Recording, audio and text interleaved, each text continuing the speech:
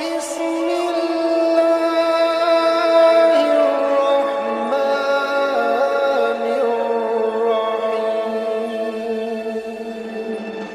बैठ जाएं भाई, देखे फिर मैं उठ के चला जाऊंगा अगर ये मदरसे में हुई ना, तभी से एक को सवाल का मौका दें। जी, अगर कोई शख्स जो आम इंसान है उसे उलूम कुरान से वो नावाकिफ है, वो बगैर माहिर कुरान की सिर्फ तर्जुमा पढ़ के हिदायत हासिल कर सकता है। आपने बयान दिया कि जो सूद होता है वो अमीर को अमीर तर कर रहा है और गरीब से गरीब तर कर रहा है, ऐसे ना जी। तो कुरान मजीद के अंदर आयत है जिसमें ये कहा गया कि जो सदका है वो माल को बढ़ाता है और जो सूद है वो माल को घटाता है। ये तो फिर कुरान मजीद की आयत के मुताबिक हम लोग क्या कि गलत होगा। ये कैलकुलेशन का कभी भी तरीका नहीं होता, और ये जहन में रखे, गोरे जो कहते हैं ना 2 बच्चे अच्छे, गोरे नहीं कहते।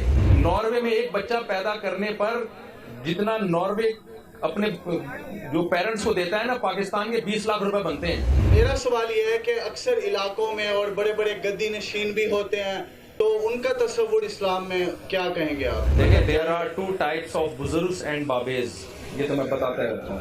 रक्षों के पीछे लिखा होता है तप्पड़ है तो पास कर वरना बर्दाश्त कर। इस्लाम ने बेटी की तालीम और पसंद की शादी की इजाज़त दी थी, और दूसरी तरफ हदीस का मफहूम है कि माँ बाप का कहना मानो। क्या कंफ्यूज नहीं कर दिया बेटी को?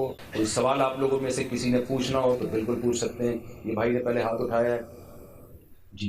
सवाल ये है कि हमें पता है कि ह्यूमन नेचर है, किन किन चीज़ों से ट्रेन होती है। इसमें मीडिया एक बहुत अच्छा किरदार अदा करता है, अहम किरदार अदा करता है, असातिज़ा बहुत अहम किरदार अदा करते हैं।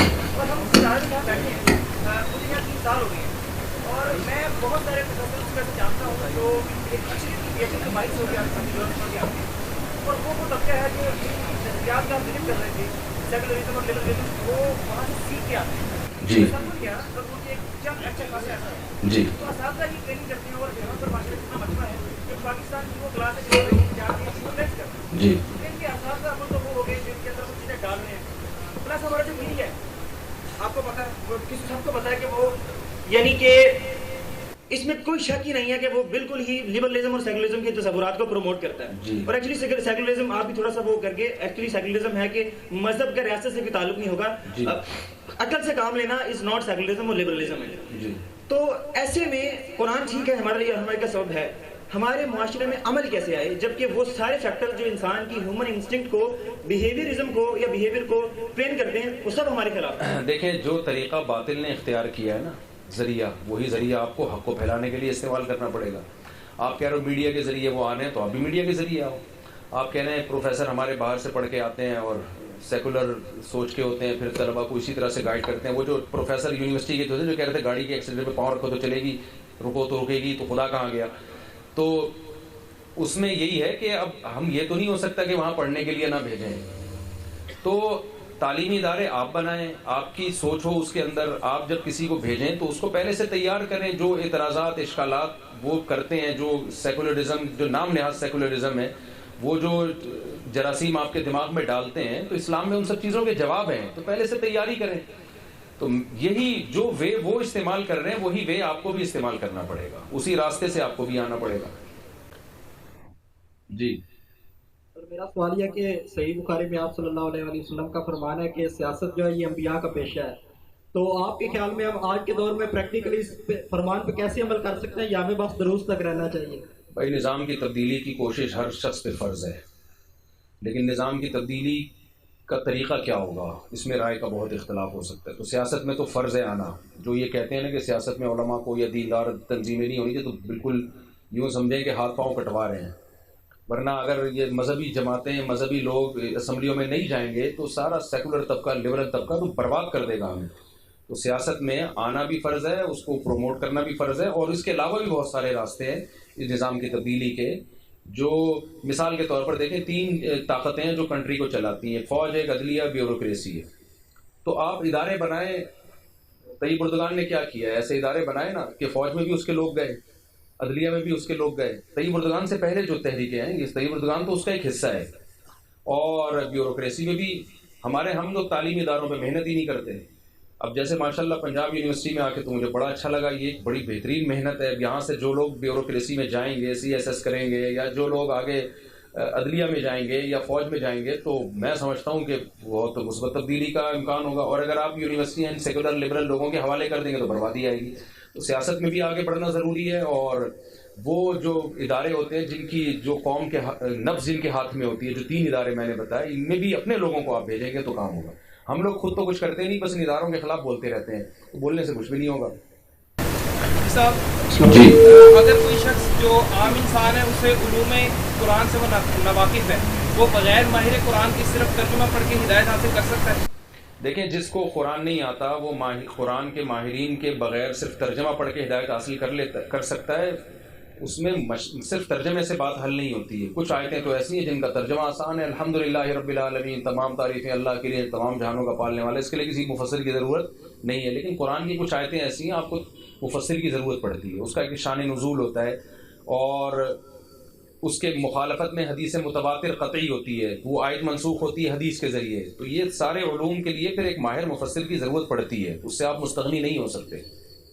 سر میرا سوال یہ ہے کہ میرا ایک دوست ہے، وہ تقریباً 8 سال پہلے وہ جو تھا نا شراب وغیرہ پیتا کرتا، تو پھر اس نے شراب کو چھوڑنے کے لیے اس نے خدا کی قسمیں اٹھائیں اور قرآن پہ نا ہاتھ رکھ کے قسم اٹھاتا تھا کہ مجھے 3 ماہ یا 4 ماہ جتنے بھی وہ پیریڈ بناتا تھا، اس کے بیچ میں مجھے جو ہے نا شراب وغیرہ نہیں پینی، یا جو بھی برا عمل تھا اس کو روکنے کے لیے، جس میں میسٹربیشن آ گیا، چرس آ گیا، اس طرح مجھے نا یہ چیزیں نہیں کرنی.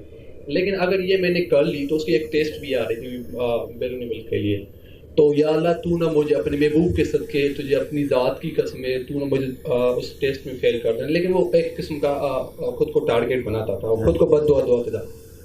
اس کے بعد یوں ہوا کہ اس نے 1-2 قسمیں توڑ دیں، اور جب اس کی ٹیسٹ آئی وہ ٹیسٹ میں فیل ہو گیا. تو بعد میں پھر اس کو احساس ہونے لگا، اس کے بعد پھر وہ زیادہ جو ہے نا ایکسیسو یوز کرنے لگا الکوہل اور ان چیزوں کا. جب وہ اسی طرح پھر دوبارہ وہ اس طرح خود کو نا قسمیں ڈالتا تھا کہ یا اللہ اگر میں اس دوبارہ سے یہ قسم توڑ دوں 3 ماہ یا 4 ماہ کے اس کے بیچ میں شراب پی لوں یا میسٹربیشن کر لوں یا چرس پی لوں، تو نہ مجھے اپنا جو منزل ہے یا جہاں پہ میں جانا چاہ رہا ہوں تو آپ وہاں پہ نہ مجھے نام پہنچانا. کیونکہ وہ ابھی قادیہ یونیورسٹی میں پڑھ رہے ہیں تو اس کا شوق ہے بیوروکریسی کو جوائن کرنا. تو اس نے یہ بھی کہا کہ اللہ تو مجھے اپنا جو زندگی کا مقصد ہے اس پہ نہ پہنچانا. مطلب اس طرح کی اس نے خود کو نا بد دعائیں دی. بد دعا بھی پی کے کی ہوگی اس نے؟ نہیں، نارمل کنڈیشن میں ایسی بد دعائیں نہیں کرتا. نہیں، وہ اس کو سینس میں تھا، لیکن وہ ان چیزوں سے نکلنے کے لیے تو بعد میں اس کو وہ چیزوں کا احساس ہو جاتا ہے اور اس کا کفارہ بھی ادا کر دیتا ہے جتنے اس نے قسمیں توڑی ہیں. لیکن اب اس چیز کو اس کے ایک ریگریٹ کر رہی ہے کہ دیکھیں، میں سمجھ گیا آپ کی بات. یہ جو ہے نا، یہ قسمیں اس طرح کی اٹھانا بے وقوفی ہے. اگر آپ سے کسی گناہ کی عادت پڑ گئی ہے تو اس کو چھوڑنے کی کوشش کرو. 100 بار توبہ کرو، 100 بار توبہ ٹوٹتی ہے، پھر توبہ کرو، پھر ٹوٹتی ہے، پھر توبہ کرو. مایوس نہ ہو انسان اس بارے میں، اور دیکھے کہ گناہ ہو کیوں رہا ہے، کسی سے گائیڈنس بھی لے اس بارے میں. تو باقی یہ کہ میں فیل ہو جاؤں، میں یہ کر دوں، میں یوں کر دوں. بعض لوگ طلاقوں کی قسمیں اٹھاتے ہیں، اگر مجھ سے گناہ ہوا تو بیوی کو طلاق. ایسے کیسز میرے پاس آئے ہیں، پھر گناہ ہو بھی جاتا ہے ان سے. ڈیورس تو پھر ریورس نہیں ہوتی. تو بے وقوفی اور حماقت کی بات ہے. تو کچھ گناہ سوسائٹی میں عام ہو گئے ہیں، تو اگر وہ ہو رہا ہے تو چھوڑ توبہ کرتا رہے بار بار، پھر چھوڑے. جب اللہ کو وہ توبہ قبول کرنے میں کوئی اعتراض نہیں ہے تو آپ کو توبہ کرنے میں کیا ٹینشن ہو رہی ہے؟ اللہ کہہ رہا ہے 100 دفعہ بھی گناہ کر دیا، اگر 101ویں دفعہ توبہ کر رہا ہے میں معاف کرنے کے لیے ریڈی ہوں. تو پھر بجائے توبہ کرنے کے پھر وہ پٹانگ بد دعائیں دے رہا ہے، میں فیل ہو جاؤں، میں یہ میری شادی نہ ہو جو ہے، اور یا میں مر جاؤں، میں امتحان میں فیل ہو جاؤں. یہ کیا فضول باتیں ہیں؟ اب جو کچھ ہوا توبہ کرے اس پہ، آئندہ ایسی بد دعائیں نہ کرے. اور نشہ چھوڑنے کے لیے نا صرف توبہ کرنا کافی نہیں ہوتی. ڈاکٹر سے رابطہ کرے. ڈاکٹر اگر ہیروئن پیتے تھے تو چرس کے انجیکشن لگائے گا آپ کو، تاکہ تھوڑا نشہ کیا ہو جائے، کم ہو جائے. آہستہ آہستہ چھڑوا دے گا آپ کو، کسی کو بھی جس کی بھی بات. جی، آپ نے بیان دیا کہ جو سود ہوتا ہے وہ امیر کو امیر تر کر رہے اور غریب سے غریب تر کر رہے، ایسے نا جی. تو قرآن مجید کے اندر آیت ہے جس میں یہ کہا گیا کہ جو صدقہ ہے وہ مال کو بڑھاتا ہے اور جو سود ہے وہ مال کو گھٹاتا ہے. جی. تو کس طرح آپ جس طرح بیان کیا کہ جو سود ہے وہ امیر کو امیر تر کر رہے، یہ تو پھر قرآن مجید کی آیت کے مطابق ہم لوگ کیا کہ غلط ہوگا، کہ کیونکہ جو سود ہے وہ تو غریب کو غریب تر کرے گا، یعنی امیر کو غریب تر کرے گا. جی دیکھیں، قرآن کی آیت کا جو مطلب ہے نا، یمحق اللہ الربا ویربی الصدقات، اللہ سود کو مٹاتا ہے اور صدقے کو بڑھاتا ہے. یہاں ظاہری برکت مراد ہے، ظاہری طور پر نہیں ہوتا ایسا. ظاہری طور پر جب آپ 1 کروڑ روپے پہ 5 لاکھ سود لوگے تو آپ کی رقم بڑھ رہی ہے، لیکن اس کی برکت ختم ہو جاتی ہے. تو میں نے تو ظاہری لحاظ سے بتایا کہ لوگ کروڑ پتی بنتے چلے جاتے ہیں، لیکن حقیقت میں ان کروڑ پتیوں کا حال تو دیکھیں نا آپ جا کے. دولت سے جو مقصد ہے وہ حاصل تھوڑی ہوتا ہے. صدقہ کرنے والے کے چہرے پہ خوشی کے آثار نظر آئیں گے, دل بڑا ہوگا اس کا, اس کو تھوڑے میں اللہ بہت برکت دے گا. تو قرآن نے ظاہری کی نفی نہیں کی ہے, ظاہری لحاظ سے تو امیر امیر سے امیر تر ہوتا ہے, لیکن حقیقی اعتبار سے جو پیسے کا مقصد ہے وہ تھوڑی حاصل ہوتا ہے. جی مفتی صاحب, اگلا سوال یہ ہے کہ آپ نے بات کی کہ بچے جو ہیں وہ مغرب کہتا ہے کہ 2 ہی اچھے ہیں, لیکن اگر ہم پاکستان کے کانٹیکس میں بات کرتے ہیں تو ہماری آبادی 24 کروڑ ہے اور وسائل جو ہیں وہ دن بدن کم ہو رہے ہیں. تو علماء حضرات بھی اس بات پہ اتفاق کرتے ہیں کہ آپ کو اتنی زیادہ آبادی نہیں بڑھانی چاہیے. اس بارے میں شرعی جو ہے وہ نقطہ بیان کیا. یہ جھوٹ ہے بہت بڑا کہ وسائل کم ہو رہے ہیں, یہیں سے بات غلط ہے. دوسرا, پاکستان کی آبادی 24 کروڑ زیادہ ہے. زیادہ اور کم کا تعلق ہے آپ کے پاس اسپیس کتنی ہے. آپ کے پاس, آپ کہتے ہیں میرے وہاں کراؤڈ بہت زیادہ ہے, 100 آدمی آئے ہوئے ہیں, جبکہ اسپیس آپ کے پاس 1 لاکھ کو بٹھانے کی ہے, تو وہ 100 زیادہ نہیں کم ہے. اور آپ کے پاس اسپیس یہ کہ 10 کرسیاں ہیں, تو پھر 11 بھی زیادہ ہیں. تو یہ جو بکواس کرتے ہیں نا, جھوٹ بولتے ہیں کہ ہماری آبادی بہت زیادہ ہے, تو پاکستان کے پہلے رقبہ بتائیں اور وسائل کو کیلکولیٹ کر کے بتائیں. ہمارے جسٹس کا بیان آیا تھا کہ روزانہ اتنے لاکھ گیلن پانی زمین سے نکل رہا ہے, تو اتنے بچے پانی ختم ہو جائے گا. یہ کیلکولیشن نہیں ہوتی. کیلکولیشن یہ ہوتی ہے اتنے لاکھ جا رہا ہے اور نکل اتنے لاکھ رہا ہے, جانے کا نہیں بتایا. اگر جا کم رہا ہے اور نکل زیادہ رہا ہے تو پھر پانی کی کمی ہوگی. اگر جا اتنا رہا ہے کہ جتنا نکل رہا ہے اس سے زیادہ جا رہا ہے, کبھی بھی پانی کی کمی نہیں ہوگی. تو یہ کیلکولیشن کا کبھی بھی طریقہ نہیں ہوتا. اور یہ ذہن میں رکھے, گورے جو کہتے ہیں نا 2 بچے اچھے, گورے نہیں کہتے, اپنے بارے میں کبھی بھی نہیں کہتے. ناروے میں 1 بچہ پیدا کرنے پر جتنا ناروے اپنے جو پیرنٹس کو دیتا ہے نا, پاکستان کے 20 لاکھ روپے بنتے ہیں.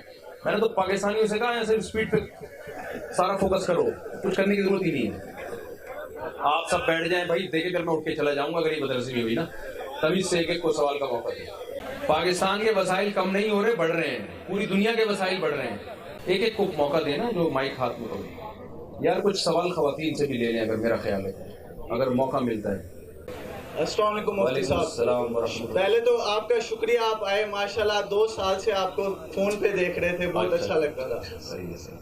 میرا سوال یہ ہے کہ اکثر علاقوں میں اور بڑے بڑے گدی نشین بھی ہوتے ہیں اور بہت ساری فیملیز نے بزرگ رکھے ہوتے ہیں اپنی اصلاح کے لیے, اور فیملی میں ان کو لے کے بھی آتے ہیں, معاملات بھی بتاتے ہیں, دینی بزرگ. تو ان کا تصور اسلام میں کیا کہیں گے آپ؟ دیکھیں, there are 2 types of بزرگs and بابیز. یہ تو میں بتاتا رہتا ہوں. بابوں کی 2 قسمیں, اچھے بابے بھی ہوتے ہیں, برے بابے بھی ہوتے ہیں. تو علی اطلاق بابوں کو برا کہنا یہ ٹھیک نہیں ہے. مسلم سوسائٹی میں ہمیشہ سے بزرگوں کو باپ بنا کے چلا جاتا ہے. ہر خاندان میں بزرگ ہوتے ہیں, ان کی سفید داڑیاں ہوتی ہیں, ان سے پوچھا جاتا ہے, ان سے دعائیں لی جاتی ہیں. بابا لیس ہونا کوئی خوشی کی بات نہیں. ہاں کوئی بدعت پھیلا رہا ہے, شرک پھیلا رہا ہے, تعویذ گنڈوں میں ڈال دیا آپ کو, تو وہ غلط بابا ہے. تو ہونا چاہیے, بابا لیس نہیں ہوتا, آزاد ہو جاتا ہے. السلام علیکم مفتی صاحب. وعلیکم السلام. میرا نا سر نکاح کے حوالے سے ایک سوال تھا. رسمیں والی بات میں. اچھا, میرے ایک دوست نے سر نکاح کیا تھا اور اس کے 2 بچے بھی ہیں. کیا تھا نہیں کبھی نکاح ہوا ہے جی, اور اس کو ایک اور لڑکی پسند آئی, اس سے بھی نکاح کر لیا. اچھا, یعنی 4 گواہ بلا کے اور لڑکی سے شادی کر لی. بعد میں رشتہ داروں کے فورس کرنے پہ نا طلاق دے دی. تو اب جو پہلی بیوی تھی اس سے بھی کوئی ازواجی تعلق نہیں ہے 2 سال سے, اور دوسری کو بھی طلاق ہو گیا. تو اس کا کیا معاملہ, کیا کرنا چاہیے؟ نکاح ہوا تھا اول تو یا نہیں ہوا تھا, دوسرا طلاق ہوئی ہے یا نہیں ہوئی؟ اس حوالے سے. رقصوں کے پیچھے لکھا ہوتا ہے تپڑ ہے تو پاس کر ورنہ برداشت کر. دوسری شادی کا تپڑ ہو تو کرو ورنہ کرو ہی نہیں. یہ بہت سے لوگ بےغیرتی کرتے ہیں, شادی کی, دباؤ میں آ کے طلاق دے دی. جب تیرے اندر دم نہیں تھا سوسائٹی سے لڑنے کا تو کیوں کیا یہ کام؟ میرے پاس جب کوئی آتا ہے نا سیکنڈ میرج کر رہا ہوتا ہے, میں اس کو بولتا ہوں کہ تپڑ ہے, برداشت کر لے گا بھائی تو آدمی. تو یہ بغیرتی اور کیا کہہ سکتے ہیں اس کو؟ جی گورے کا نہیں, گورا ساری باتوں میں برا نہیں ہے, گورا بہت سی باتوں میں اچھا بھی ہے. میں تو وہ جو باتیں کر رہا ہوں کہ جو تہذیب کی باتیں کر رہا ہوں نا, اسلام کو کمپیئر کر رہا ہوں. باقی گورے کی بہت سی باتیں اسلام کے مطابق ہیں.